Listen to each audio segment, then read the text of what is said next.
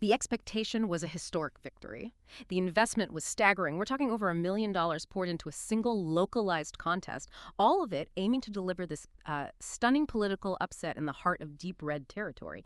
National media, high-profile polls, they all confidently predicted a Democratic flip, or, at the very least, a razor-thin Republican survival. But the supposed Blue Wave Express didn't just slow down, it crashed. The reality delivered was a complete, definitive 9-point political landslide for the Republicans. I mean, it fundamentally contradicted every single major analyst's forecast. A fortress held firm, but the real question is, how did every expert miss the shifting political geology beneath their feet? And what does this seismic failure of prediction mean for the critical structure of power in 2026? We promise to uncover the full story. Stay with us as we break this down in our in-depth discussion right here on News Focus Podcast. And if you find our reporting valuable, please hit the like button and subscribe to support our channel. We truly appreciate it. We are diving deep today into the political earthquake that just shook Tennessee's 7th District. This special election, it was necessitated by the departure of Republican Representative Mark Green, and it was supposed to be a testing ground for the opposition party's national strategy. They nominated Afton Bain, an ideologically fervent Democrat, often dubbed by the local press as the AOC of Tennessee. And standing against her was Republican Matt Van Epps, a combat veteran. This wasn't just a local race, was it? It was intentionally framed as a national referendum by Washington strategists banking on a shift in momentum. Oh, it absolutely was. And to really understand the shock of the final outcome, you have to establish the context of Tennessee's 7th District first. Right. This is not a purple state battleground. It is a Republican fortress. How much of a fortress are we talking about? Well, think about it like this. In the last presidential election, the former president didn't just win here. He won by a monumental 22-point margin. 22 points. Or plus 22.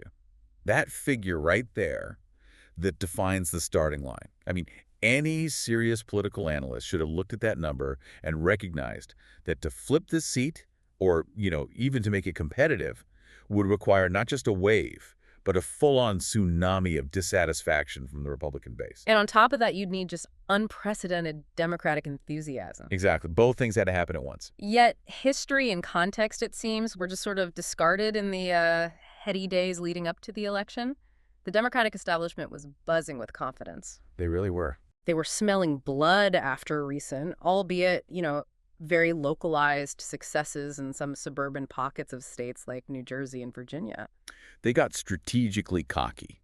I think that's the best way to put it. The overconfidence was pervasive, and it was fueled by this idea that national dissatisfaction with the opposition party leadership could just override local conditions, demographics, and historical trends. It's like they thought a national mood could just erase a 22-point local margin. Precisely. The narrative that was pouring out of progressive fundraising circles was essentially, the current political movement is so unpopular nationally that we can now storm red states. Wow.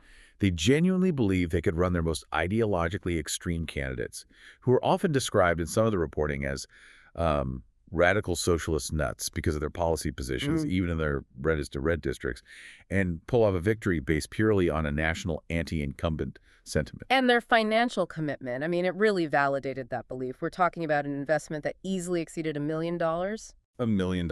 Poured into this single congressional district.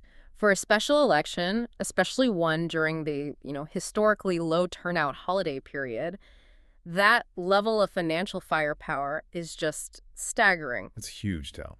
It really demonstrates that the campaign leadership truly believed they had found a path, however slim, to delivering what would have been the single most humiliating political defeat for their opposition in this entire cycle. That $1 million was a very public declaration of intent. It wasn't just about winning the seat. No. It was about sending a national message that no Republican seat, no matter how historically safe, was secure. And the decision to brand Afton Bain as the AOC of Tennessee, that just cemented this national focus. It really did. Yeah. But you have to think about how that plays locally. To the electorate there, this wasn't a compliment. It was a label signifying allegiance to national progressive policies. Right, policies that are almost universally rejected by the local base. And for a while, the polling, it seemed to support the Democrats' gamble.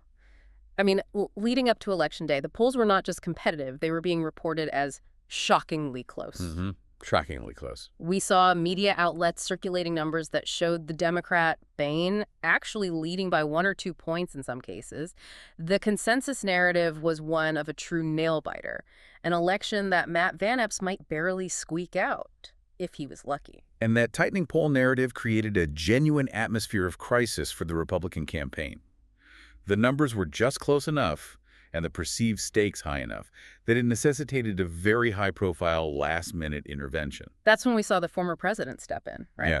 He had to directly call on all voters in the 7th District to mobilize for Van Epps, stressing that this specific race was a crucial firewall for the broader conservative movement. So the atmosphere going in was that Van Epps was maybe a 2 or 3 point favorite at best? At best.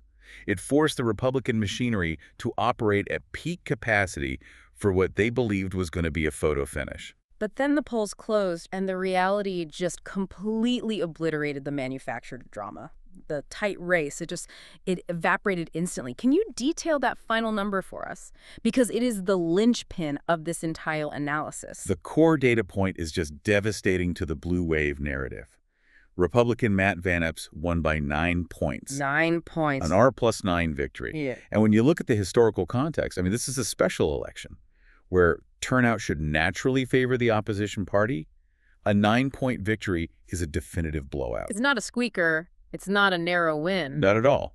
It not only failed to meet the Democratic expectation of a flip, but it utterly destroyed the media narrative of a tight contest fueled by widespread progressive enthusiasm.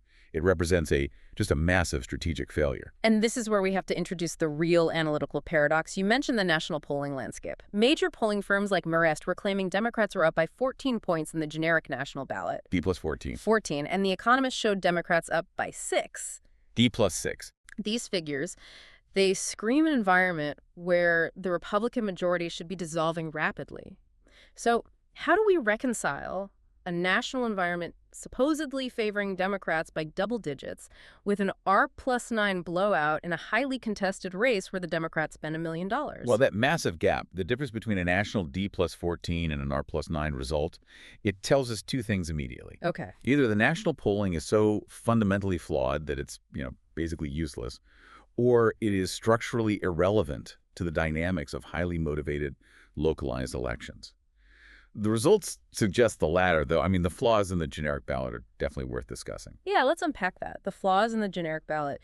For our listener who might be, preparing for a meeting or just trying to quickly assess the political landscape, why are those D+ figures that get touted by national media so often unreliable predictors of actual House races? It's a crucial technical point, and it's something people miss all the time. The generic ballot question asks, essentially, would you rather vote for a generic Democrat or a generic Republican? Right, no names attached. No names. The problem is, actual elections are not decided by generic candidates. First, it doesn't account for district-level candidate quality. Matt Van Epps was a high-quality candidate for his district, a veteran appealing directly to conservative values. Afton Bain, conversely, was labeled as radical by the opposition, which gave voters a very specific and very negative reason to vote against her. So candidate versus candidate, not just party versus party. Exactly. Yeah. And second, the generic ballot aggregates results, massively oversampling dense urban centers which lean overwhelmingly blue, and that dilutes the voting power of geographically concentrated but numerically smaller rural and suburban conservative districts. So if you live in a deep red district like Tennessee's 7th, a national D+14 statistic holds almost zero predictive value because it fails to capture the unique demographic intensity and, the local policy wedge issues that are actually at play. Precisely. The outcome tells us that the reality on the ground in specific contested districts does not correlate with those aggregated double-digit national figures. And this is where the analysis provided by forecasters like Seth Kessel becomes so invaluable. Okay. He provided 3 interlocking analytical takeaways that explain this seemingly impossible result, and they combine to create a much clearer picture of what is truly driving election results now and, more importantly, what's coming in 2026. Okay, let's unpack this strategic blueprint for political victory. The first major takeaway, you're saying, involves something structural and historical. This consistent pattern known as the refractory period. This is about voter psychology and mobilization, and it's something that happens regardless of the individual candidates. Absolutely. The first essential understanding is the iron rule of American politics. Special elections, off-year elections, and midterms always favor the party that is out of power. Always. It's a mechanism that is almost mechanical in its recurrence. We often assume this is just a referendum on sitting president. If the president is unpopular, the party loses seats. But you've pointed out that the evidence suggests this pattern holds true even when the party in power is highly popular. Why is this mechanism so robust? It boils down entirely to motivation and mobilization. Just think about the psychological state of the losing party. Okay. They feel disenfranchised, they believe the country is moving in the wrong direction, and they are inherently angry. This anger is a powerful fuel that ensures high, dedicated turnout. They have been waiting, just waiting, to return to the voting booth to register their dissatisfaction. So their motivation is sky high. Sky high. And that leads to superior ground game execution and dedication. And what about the party that won the presidency, in this case, the Republican Party nationally? They naturally enter the refractory period. This term is it's borrowed from physiology, and it describes a period of rest or reduced responsiveness after intense stimulation. I see. All the energy, the passion, the money, the time spent on winning the presidency, it just naturally dissipates. The winning side feels comfortable. They're happy with the status quo. They feel their job is done because, our candidate is firmly and securely in the White House for the next 4 years. And that subconscious belief, it just lowers their urgency to show up for some low turnout mid-tier election. Completely. Their focus shifts from this sort of existential mobilization to, internal bureaucratic squabbles, which further reduces any outside enthusiasm. Because it's a structural disparity in enthusiasm. It's not necessarily a deep ideological shift. The base of the party in power gets complacent, believing victory is assured, while the base of the opposition stays intensely mobilized by frustration and anger. Precisely. And the historical evidence is just undeniable that this mechanism holds true, regardless of how overwhelmingly popular the sitting president might be. The classic example is Ronald Reagan. In the 1986 midterms, he enjoyed a soaring 63% approval rating. A truly massive level of personal support. That's huge. It is. And yet, despite his popularity, his party still lost seats in both chambers. Presidential popularity is powerful, but it cannot structurally overcome the historical recurring pattern of the refractory period. It's like political gravity. Political gravity, I like that. Which means that the Tennessee result is even more impressive when you think about it that way. It really is. The Republicans, who are nominally the party in power in Washington, they managed to overcome this historical headwind that should have automatically delivered the Democrats a much closer, if not winning, result. This victory was fought uphill. It was a successful mitigation of that political gravity. And we see the natural dip even on the winning side when we look at micro examples. Earlier in the year, Republican-backed candidates in Florida won some special elections, but they did so by margins drastically smaller than they had achieved just 5 months earlier during the main election cycle.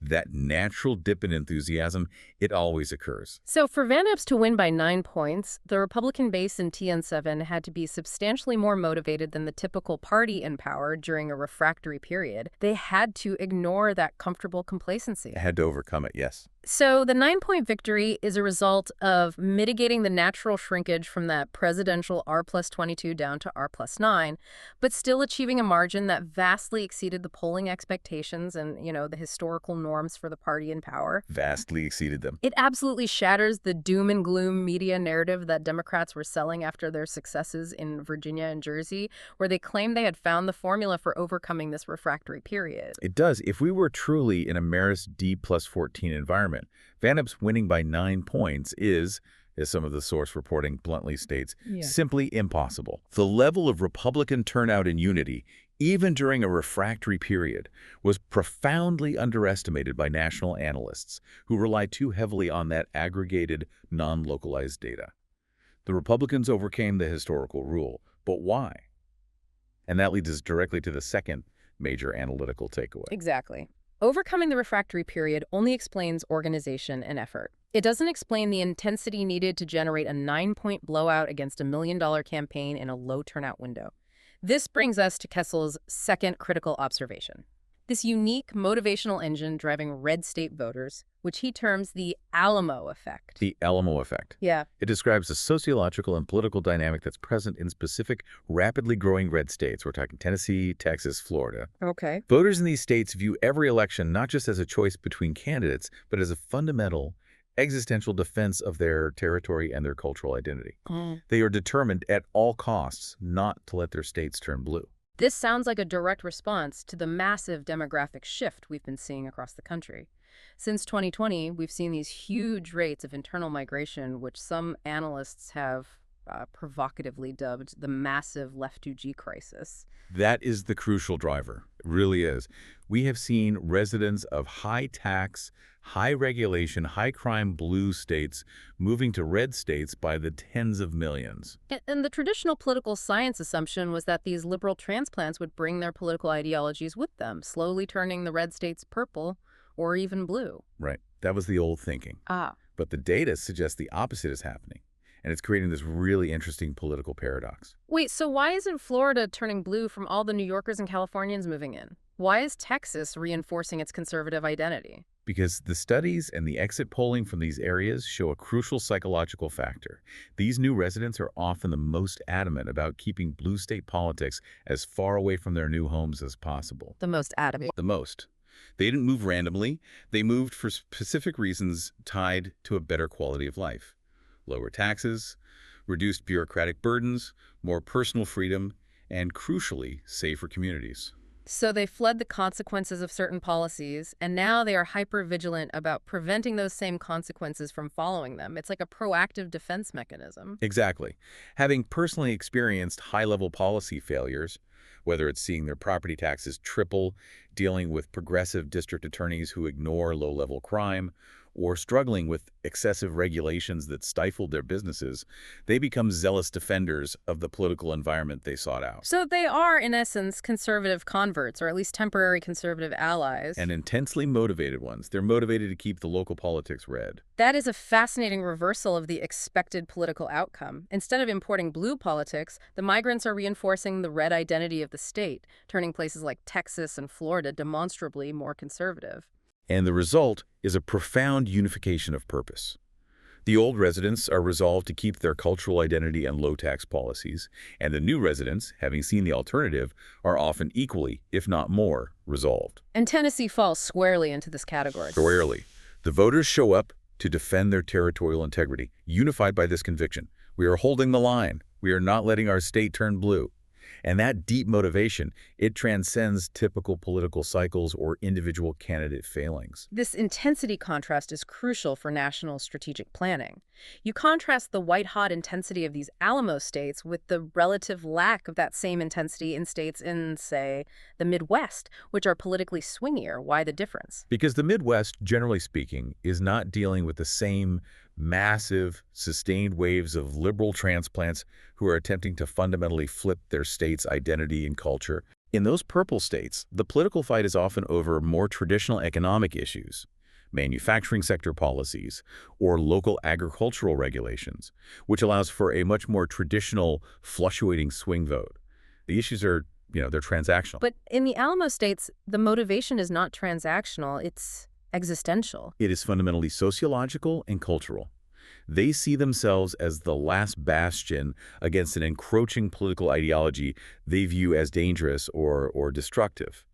And that kind of profound defensive motivation, it translates directly into incredibly high voter dedication and turnout, even during a historically low turnout special election, like the one in TN7. So that explains the intensity. That's what mitigated the refractory period. That's a huge piece of it. Okay, so this provides a robust explanation for the motivation, but motivation is useless if the candidate is fundamentally unelectable or the political infrastructure fails. Sure.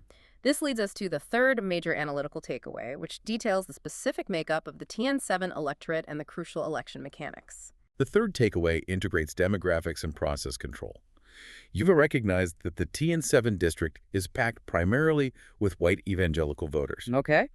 The analysis describes them as rock solid in their conservative convictions. These are not the suburban, moderate swing voters who might split their ticket or be persuaded by a centrist appeal. They vote based on a combination of fiscal conservatism and deep social convictions. And the Democratic candidate, Afton Bain, with her AOC of Tennessee branding, seemed to deliberately embrace policy positions that were political poison in this specific environment. They were political dynamite. I mean, the source reports highlight two specific policy positions attributed to the Democratic campaign that basically ensured Afton Bain never had a prayer with this electorate. And what were they? First, her support for allowing transgender surgeries for minors without requiring explicit parental consent. And second, her inclination towards the movement to defund the police. And in a district packed with conservative, family-oriented evangelical voters, these policy positions aren't just mere disagreements. No, they're viewed as fundamental moral breaches and existential threats to community safety. This messaging, it just allowed the opposition campaign to effectively frame the candidate as being hostile to the foundational values of Tennessee residents. I mean, it makes the opposition's job incredibly easy. Absolutely. The electorate views candidates supporting measures like defunding the police, which is immediately associated with urban crime and disorder, or measures that circumvent parental rights on critical medical decisions as fundamentally hostile to their way of life. So they will simply never, ever vote for a candidate pushing these specific, ideologically extreme progressive measures. Never. The results confirm this. Bain was crushed not because she lacked funding, but because her policy platform was fundamentally unelectable in that demographic environment. And this is the critical strategic failure for the Democrats. Right. Attempting to nationalize local races with these far-left talking points that are just deeply alienating outside of coastal urban bubbles. But candidate policy and demographics, that only covers the qualitative aspects. The analysis also highlights a crucial difference in the infrastructure and mechanics of the vote in Tennessee compared to the states where the Democrats achieved their recent narrow victories, Virginia, New Jersey, Pennsylvania. This is about process control. This is a massive and I think often overlooked point that speaks to structural fairness. Tennessee maintains tight control over its election mechanics, particularly concerning mail-in balloting and absentee voting. This is critically different from the states where Democrats typically achieve those narrow wins. Elaborate on that difference. I mean, how does a difference in mail-in rules fundamentally impact the outcome of a race? Well, in states like New Jersey, Pennsylvania, and Virginia, Democrats have historically benefited from election laws that allow for a really extended window, sometimes as long as 6 weeks, to collect, harvest, and process mail-in ballots. 6 weeks? Yeah. And the progressive organizing machine is incredibly efficient at leveraging this long runway. They can pile up insurmountable mail-in leads over weeks, targeting low-propensity voters and ensuring their ballots are returned well before Election Day. So the extended window gives the organized ground game a structural advantage. It essentially turns one election day into a month-long, high-volume voting period. That's the claim. Yeah. That organizational advantage gives the opposing party a structural mechanism to win tight races by sheer volume over time. By contrast, Tennessee keeps the process tight. It has more traditional or controlled access to absentee voting that requires a clear reason for being unable to vote in person. And that regulatory tightness, it just levels the playing field significantly. It does. It neutralizes the structural advantage of the long, drawn-out mail-in campaign. By demanding that the majority of votes are cast on or near Election Day, Tennessee forces both sides to rely on immediate, high-intensity physical turnout, the traditional mobilization efforts that the segment of the electorate characterized as the MAGA faithful historically excels at. Precisely. The results show that the MAGA faithful did come out in numbers sufficient to offset the refractory period. Their turnout wasn't at the astronomical levels of a presidential year, that's impossible to replicate, but they were sufficiently mobilized by the Alamo effect and, the repulsive nature of the opponent's policy platform. So when you combine a highly motivated base, clear policy wedge issues, and a controlled ballot process that prevents the opposition from capitalizing on long mail-in periods, You get an R+9 victory in a supposedly unfavorable off-year environment. that analysis connects all three threads beautifully. I mean, the Democrats made a strategic miscalculation on three fronts. They ignored historical turnout mechanisms, they profoundly misunderstood the new intensity of the Alamo effect voters, and they underestimated the neutralizing power of Tennessee's ballot control. That's right. That $1 million was, as you alluded to earlier, effectively incinerated because they failed to understand the foundational rules of the district they were trying to invade. It was a devastating organizational failure, and it was compounded by, frankly, an arrogant strategy. They banked on a national narrative overcoming local reality, and local reality won decisively. So now, let's pivot and synthesize these findings into the so what for the broader national landscape. If these three takeaways hold true, what does the Tennessee result mean for the crucial 2026 midterms. The bottom line, I think, is that the entire narrative of a massive, inevitable Democrat blue wave was officially crushed by the R+9 victory in Look, Tennessee. it completely deflated. Completely. Strategists relying on that narrative need to fundamentally reset their expectations. That fantasy of a double-digit swing has officially fallen apart. Even if the national media tries to keep that narrative alive, the actual data on the ground, specifically the R+9 margin, it just does not line up with the D+14 or D+6 national polling forecasts they've been pushing. It cannot be reconciled mathematically with a massive incoming blue tsunami.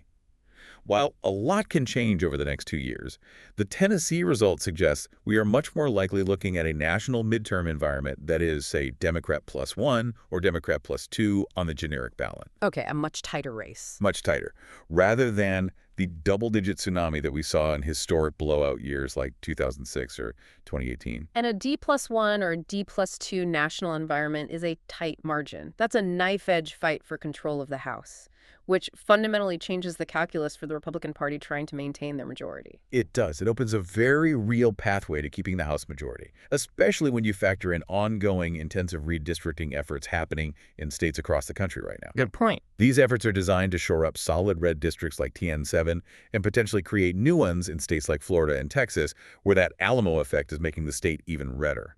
If the GOP plays its cards right, focuses intensely on candidate quality, and ensures the political infrastructure remains robust, they can hold on.